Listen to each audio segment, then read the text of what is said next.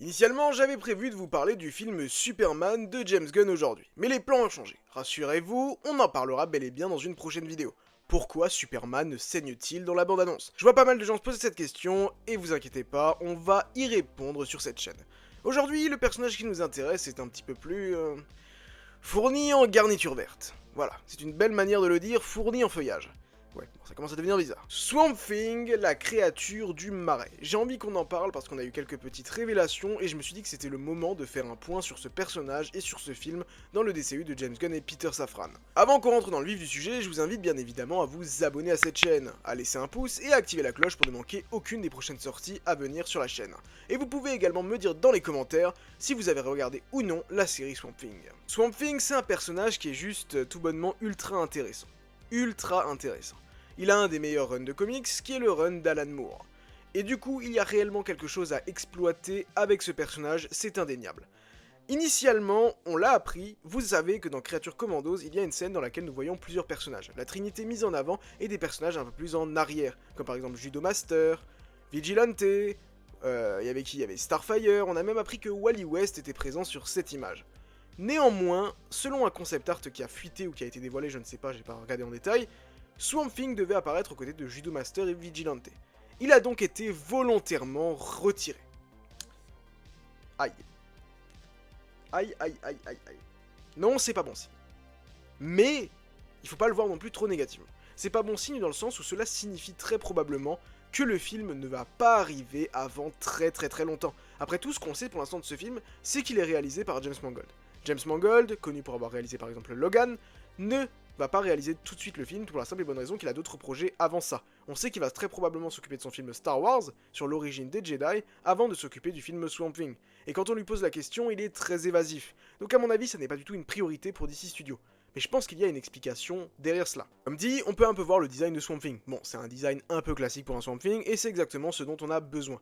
Maintenant, s'ils ont retiré ce personnage de cette image, je pense qu'il y a une raison. C'est simplement que, comme je vous l'ai dit, le film n'arrivera pas avant un moment, et que les personnages qui apparaissent là seront très bientôt introduits dans les prochains projets. Après tout, Starfire et Kid Flash potentiellement dans les Teen Titans, on a du coup Batman, Superman, Wonder Woman, on se doute qu'ils vont arriver dans pas trop longtemps. Judo Master, Vigilante, Peacemaker, ils seront déjà de retour dans la deuxième saison de Peacemaker qui sortira juste après Superman.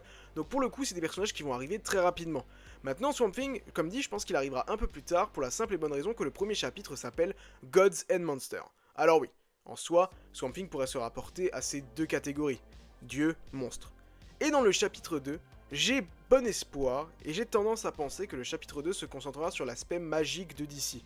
Et que du coup dans ce premier chapitre, on aura très peu de personnages de cette envergure, comme par exemple John Constantine, Zatanna, Black Adam, Shazam qui est un personnage magique, Black Adam c'est pareil, ces deux personnages qui sont juste énormes dans l'univers d'ici, mais à mon avis ils ne réapparaîtront pas de suite, pour la simple et bonne raison qu'il faut oublier Zachary Levi, et qu'il faut oublier Dwayne Johnson. Même si Dwayne Johnson, pour le coup, j'ai beaucoup aimé, même Zachary Levi, il avait ses bons côtés, je sais qu'il est détesté, mais moi j'ai plutôt bien aimé.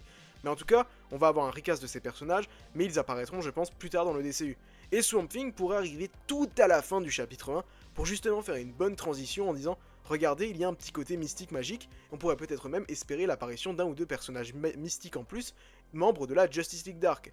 Car après tout, RDC Ulix, qui est un scooper très fiable dans l'univers d'ici, nous avait rapporté à plusieurs reprises qu'il travaille sur une série d'animation Deadman. J'ai tendance à penser que cette série Deadman est un des nombreux projets qui a été annulé par James Gunn. Et un deuxième truc, c'est que j'ai tendance à penser que la Justice League Dark va bel et bien arriver, mais dans le chapitre 2.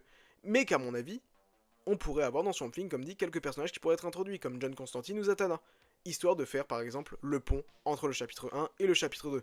Donc non, Swamp Thing n'est pas annulé. Même James Gunn en a parlé il y a pas très longtemps en disant que Swamp Thing était un personnage qui avait beaucoup d'histoires à raconter, un lore impressionnant, des films à succès. Bon, les films Swamp Thing, désolé, mais c'est pas des films à succès là-dessus, il est allé un petit peu loin, mais il y a clairement un truc très intéressant à exploiter avec ce personnage. Et surtout, ça rapportera de la créativité.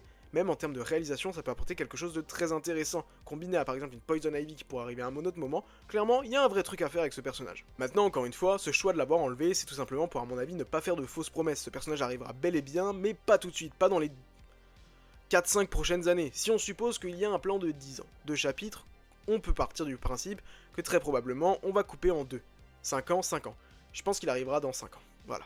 A mon avis, vers 2029-2030, ce sera la date de sortie du film Swamp Thing. Comme ça, James Mangold pourra s'occuper de lui, à mon avis, juste après son film Superman.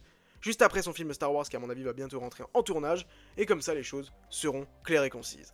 Je sais pas ce que vous avez pensé de cette vidéo, dites-le moi dans les commentaires, et nous on se donne rendez-vous très bientôt à Coast City.